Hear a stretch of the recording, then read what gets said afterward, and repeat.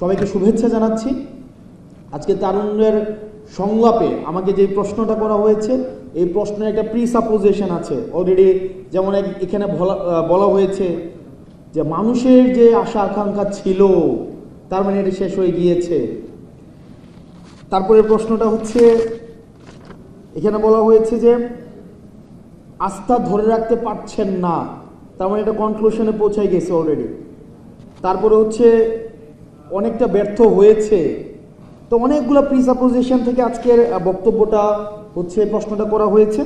আমি ইন্ডিভিজুয়ালি আমি প্রত্যেকটা বিষয় কম্প্রিহেন্সিভভাবে আমি অ্যাড্রেস করব। এক নম্বর বিষয়, আমরা যখন এই গভর্নমেন্ট গঠন করি, আমাদের এনসিপি শুরুতে বৈষম্য বিরোধী ছাত্র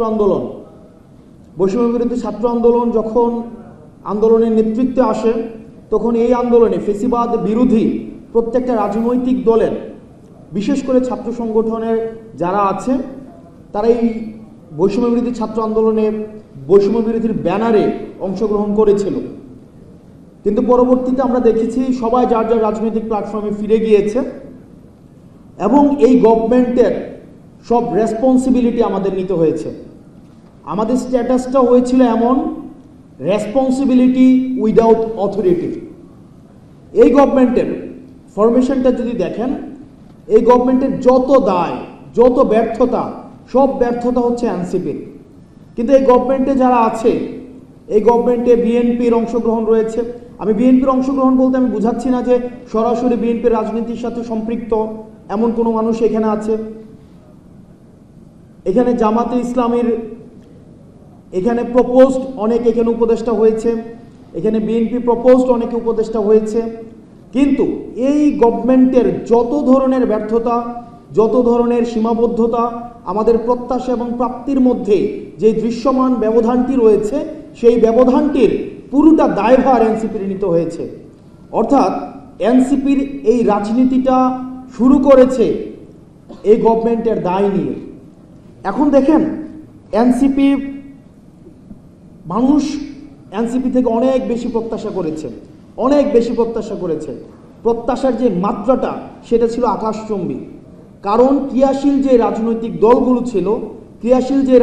দলগুলো রয়েছে, সেই রাজনৈতিক দলগুলোর যেই গতানুগতিক রাজনৈতিক সংস্কৃতি, সেটি মানুষকে ইতিহাসের স্তরে স্তরে মানুষকে হতাশ করেছে।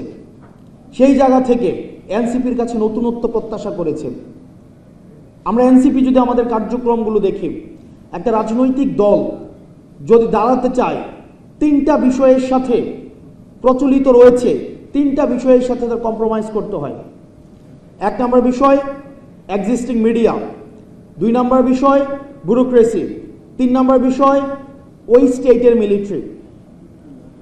আমরা দেখেছি ক্রিয়াশীল যে রাজনৈতিক দলগুলো রয়েছে 2009 পরবর্তী সময়ে কিভাবে বিএনপিকে, জামাতে ইসলামকে কিভাবে এই মিডিয়া, এই ব্যুরোক্রেসি এবং মিলিটারি তাদের মৃত্যুর বৈধতা উৎপাদন করেছে।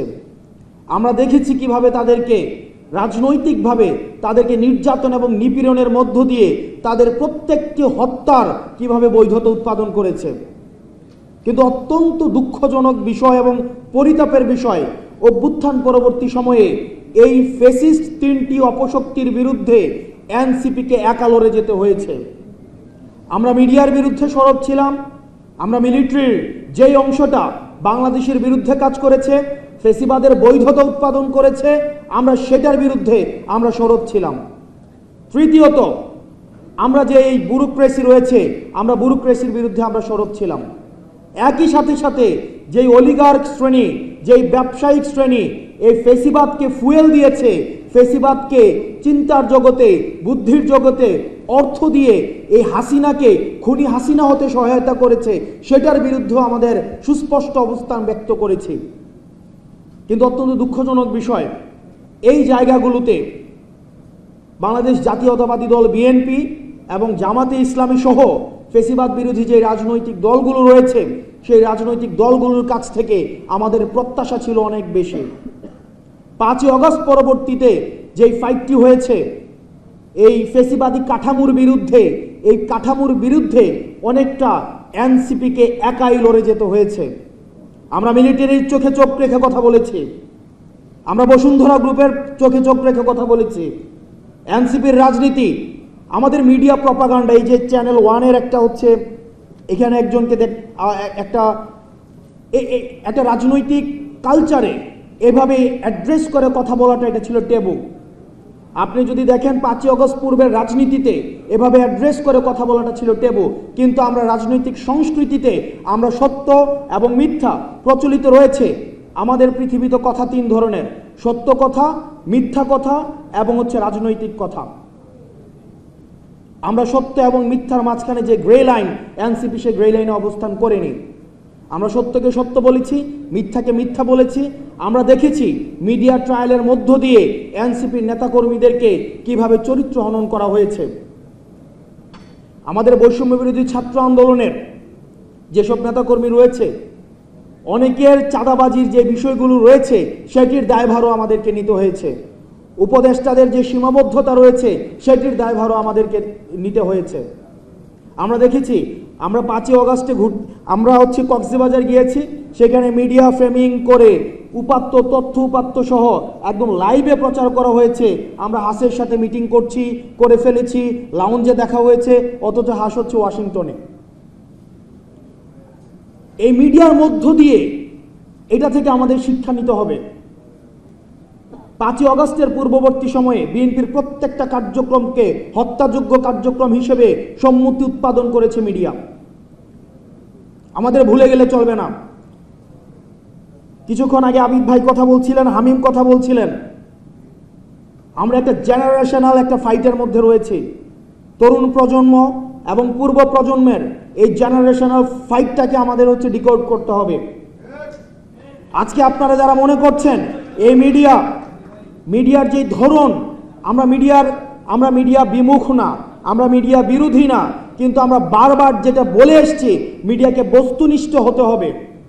আমরা দেখেছি যেই মিডিয়া ফেসিবাদের প্রত্যেকটা কার্যক্রমকে বৈধতা দিয়েছে, আমরা দেখেছি যেই পত্রিকা বলেছে যে বিদেশে বসে তারেক জিয়া হচ্ছে বাংলাদেশের বিরুদ্ধে কার্যক্রম করছে, আজকে সেই পত্রিকার আমরা হচ্ছে ফ্রন্ট পেজে দেখছি যে তারেক জিয়া হচ্ছে বাংলাদেশকে নিয়ে ভিশনারি চিন্তা করছেন।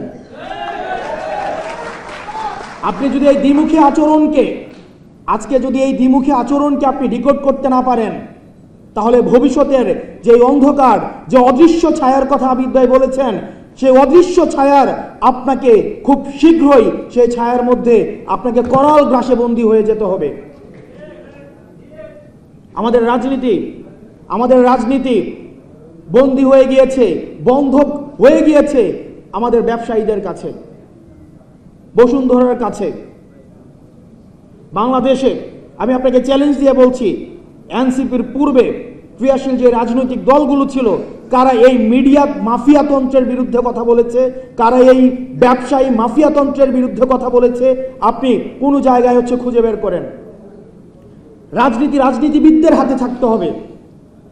রাজনীতি যখন চলে গিয়েছে বসুন্ধরাতে, রাজনীতি যখন চলে গিয়েছে সালমান এফ রহমানের হাতে, রাজনীতি যখন চলে গিয়েছে কারওয়ান বাজারে, রাজনীতি চলে গিয়েছে যখন ইন্ডিয়াতে, তখনই হচ্ছে যারা নীতির পথে, সত্যের পথে, গণতন্ত্রের পক্ষে থেকেছে তাদের হত্যা করার বৈধতা উৎপাদন হয়েছে।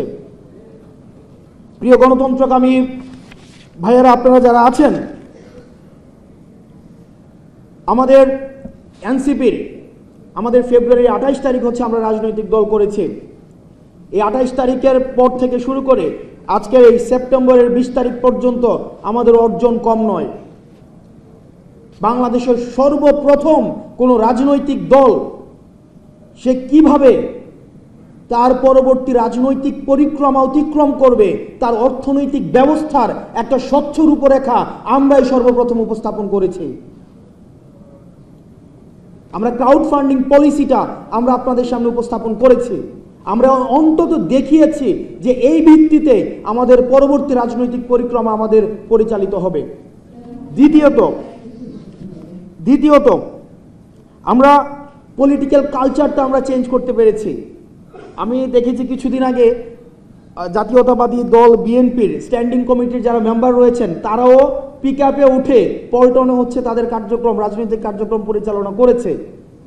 এটা আমরা হচ্ছে একটা স্ট্যান্ডার্ড সেট করেছি, যার কারণে এটা ওনারা করেছেন। বা এই যে একটা আমাদের সৌহার্দ্যপূর্ণ রাজনৈতিক যে কালচারটা, ইয়েস, এই যে হয়তো আমরা আপনাদের থেকে অনুকরণ করেছি, এই যে কালচারটা আমরা করেছি, এই যে আমরা এই যে কালচারাল রিসিপ্রোকাল কালচারাল চেঞ্জটা হচ্ছে, এটা হচ্ছে আমাদের এনসিপি, আমরা অন্তত এটার ধারাবাহিকতা আমরা রক্ষা করতে পেরেছি। তৃতীয়ত, আমরা একমাত্র রাজনৈতিক দল আমরা জুলাইয়ে 64টা ডিস্ট্রিক্টে আমরা যাওয়ার চেষ্টা করেছি, মানুষের আশা আকাঙ্ক্ষা আমরা শোনার চেষ্টা করেছি। আমাদের সীমাবদ্ধতা রয়েছে, আমাদের সীমাবদ্ধতা নিয়ে আমরা পর্যালোচনা করি, আপনারা আমাদের সীমাবদ্ধতা ধরিয়ে দিবেন। আমরা যেহেতু তরুণ প্রজন্ম আছি, আমাদের সবচেয়ে শক্তির জায়গাটা আমরা ভুল স্বীকার করতে পারি, এবং এই ভুলটাকে স্বীকার করে পরবর্তীতে পরামর্শ অনুযায়ী পরবর্তী ভবিষ্যৎ পরিক্রমা সাজানোর মনস্তাত্ত্বিক যেই ফ্লেক্সিবিলিটি সেটা আমাদের রয়েছে। আমরা, আপনারা যারা অভিজ্ঞ রয়েছেন, এখানে বিশ্ববিদ্যালয়ের শিক্ষক রয়েছেন, আপনারা যারা রাজনৈতিক একটা পথ চলার অভিজ্ঞতা রয়েছে, আপনারা আমাদেরকে পরামর্শ দিবেন। এখানে তরুণ প্রজন্মের আমাদের বয়সী আপনারা যারা আছেন, আমাদেরকে পরামর্শ দিবেন। আমরা আমাদের ভুল সংশোধন করে আমরা বাংলাদেশপন্থী রাজনীতিটা আমরা গড়ে তুলব সবাই একসাথে। আপনারা সবাই ভালো থাকবেন, সুস্থ থাকবেন। গণতন্ত্রের পক্ষে ইনসাফের পক্ষে, ন্যায্যতার পক্ষে আপনাদের সাথে কাঁধে কাঁধ মিলিয়ে আমরা এই বাংলাদেশপন্থী রাজনীতির পক্ষে আমরা লড়ে যাব। ইনকিলাব জিন্দাবাদ।